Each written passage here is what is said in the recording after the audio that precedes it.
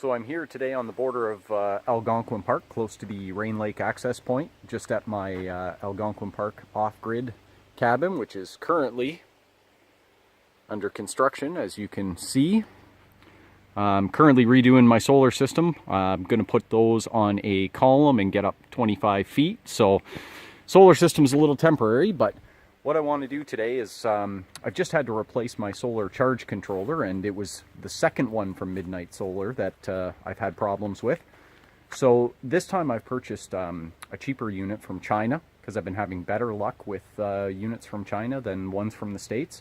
And that's the Sunnysky charge controller. So today I'm going to give you a little rundown and compare that to the Midnight Solar Kid charge controller.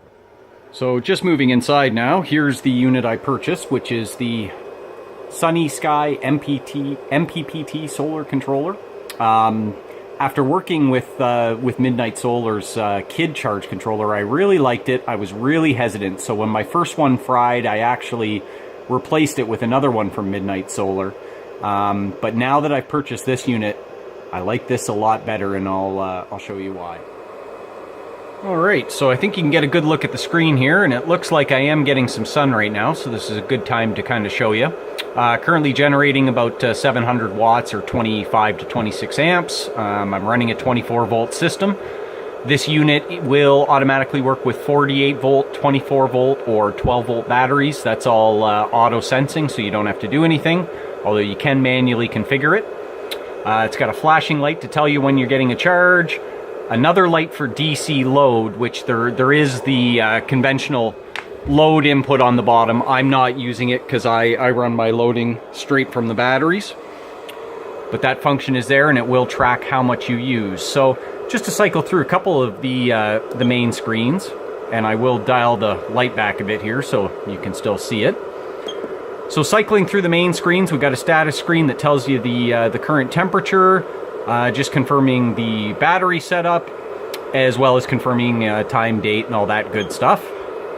So next, it has the ability to graph your current daily power being produced by the panels, and it's showing that I've had a maximum almost 30 amp charge today, but as you can see, the clouds keep coming by, so my power generation is up and down, and same for power. You get a graph for that as well. So basically, since I installed this last night at sundown, I've generated a total of 0.8 kilowatt hours and essentially 0.8 for today. It's about noon, so I've been probably sun on for an hour or two. But again, it's been off and on cloudy. So generally, I like the unit. It seems to have more features than the Kid from Midnight Solar. The only unfortunate thing is the fan right here. And this is the only thing that has a bad feature to it. I knew I was getting fans. It's going to run when the unit gets hot. It's a bit of a mild annoyance, but it's only during daytime. So I actually feel a little bit better with an actively cooled unit versus the Kid from Midnight Solar. It uses just heat sinks to dissipate the heat, but the unit does get a lot hotter than I would like. The only mistake this manufacturer made is that fan is set up to come on whenever the generation exceeds about 250 watts. So it's not actually based on the temperature of the unit. It's based on the power being generated. And unfortunately, that leads to some lost power because this thing's running essentially when this unit is cold. My inverter, which I also purchased from China after spending far too much money on a US-made model, it has a fan that only comes on when the unit actually heats up. And that unit's performs superbly. I really, really like that. But this one, they did make the mistake on the fan. So if you're the manufacturer watching this, that's about the only item I would improve from what I've seen so far. So otherwise, installation was easy. The only thing was that I had a bit of trouble figuring out was how these connectors worked at the bottom. You remove this faceplate, you can access through into the screw terminals, so you turn to tighten the connection. But again, I had a heck of a time with the Kid's terminal screws. They just were a nightmare to install, and the angle that they came in when you installed the housing, always wanted to pull the wires back out. So again, well done guys, much better and easier to wire. So generally it's a nice looking unit, I like it. I guess the only other thing here is to take you through some of the menu setup, the screens, and show you some of the configurability here. Okay, so we'll do a bit of a walk through some of the configuration screens. So you access the configuration by hitting menu, which brings up a number of options which you can cycle through, and I'll try and improve the visibility there. Okay, so we've got language settings followed by time and date adjustment, contrast adjustment, brightness adjustment, and sound settings. So the first 5 are just kind of dedicated to minor screen related stuff, sound. Then we get into record query, which allows you to basically get into some of the fault codes. If there's ever a problem, it'll generate a fault code there that you can look up. Then the next one is the ability to delete that as well. You've got the system info query, which just basically gives you information on the unit if you want to confirm that what you got is exactly what you ordered. We've got the DC output settings, which allows you basically to have a look at some of the settings for the battery and whatnot, but there's no configuration in that option. We got communication settings, which allows you to adjust some of the modem communications if you want to hook it up to a PC. Now you do need one that comes with an optional RS connector on the bottom. I didn't purchase that unit. There's also one with a temperature sensor that I didn't get. So communication settings as well as parameter settings, and parameter settings is probably the most important, so I'm going to start there. So first it's going to ask you for a password, which you can find in your book under the password setting. Okay, and under this heading we get battery type, battery rated voltage, charge voltage setting, charge current setting, discharge limit, as well as factory reset. Not a lot of configurability to it. Not much beyond your basic float, absorb voltages, that good stuff.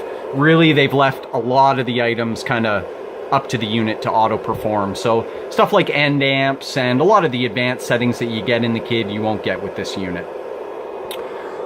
So again, very pleased with it. Very simple to set up. Very easy to use. What I'll do now is I'm going to take you and show you the differences between the kid and show you what happened with my kid, and give you a little bit more information about why I like this unit better. So here's one of my kid charge controllers that has fried on me, and I'll show you what happened. But one item I touched on earlier was how difficult it was with the screw terminals on this unit. So basically all your input wires come in through here. They come up in through one of 2 holes, and you've got your screw terminals here.